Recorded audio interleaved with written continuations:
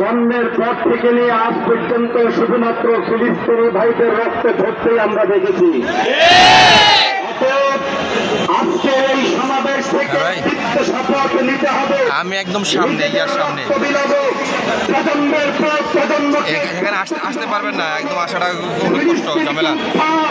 এবং ইসরায়েলের শেষ দেখা পর্যন্ত আমরা ক্ষান্ত হব না।